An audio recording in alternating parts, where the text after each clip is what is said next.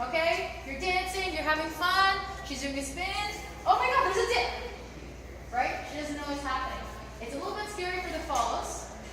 And if you go for balance as a lead, it's scary for you too. It's scary all around. It's scary for the follows, scary for the lead, scary for the people dancing around you.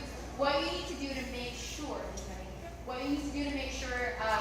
that the dip is executed safely is to make sure you balance each other out. So there's a couple things that we're going to talk about.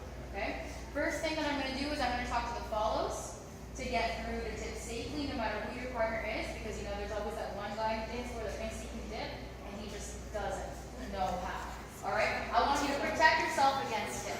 Okay? Leaders, you don't want to be that guy, so I'm going to teach you how to not be that guy. But listen, just, bear with me for a second. Follows. Listen up. For a dip, power is always in your legs. And I don't just mean power, I mean like your power as a dancer comes always from the legs when it comes to a dip. Okay. So, when doing a dip, the amount of depth that you do comes from the legs.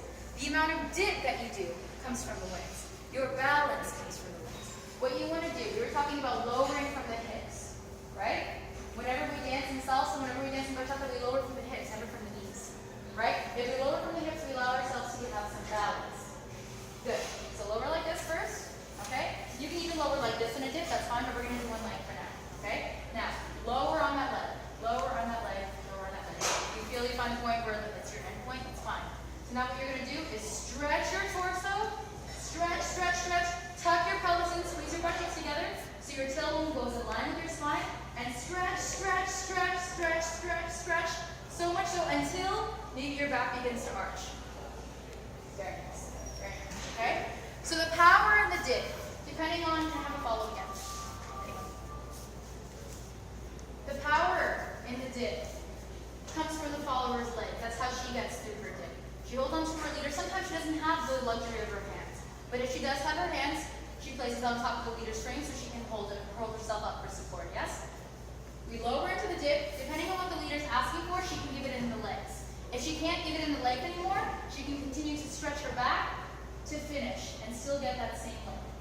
Or is very strong, so she can go even lower. Does that make sense? It's a combination mostly from the legs. Whenever you reach your legs limit, you can continue to stretch your back, and then that's how you get the dip that we always see. So I want you to think about legs and stretching, stretching, stretching your torso. Yes? Okay? Not stretching your torso, sorry, stretching your spine. Okay? That's for you. Leaders, posture. Alright?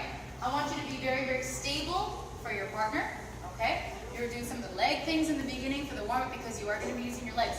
Same thing for you. When you dip your partner, it's all about the squat, essentially. Okay? So it doesn't matter if you're in this position or if you're in this position, it's about a squat or a lunge. You're lowering from the hips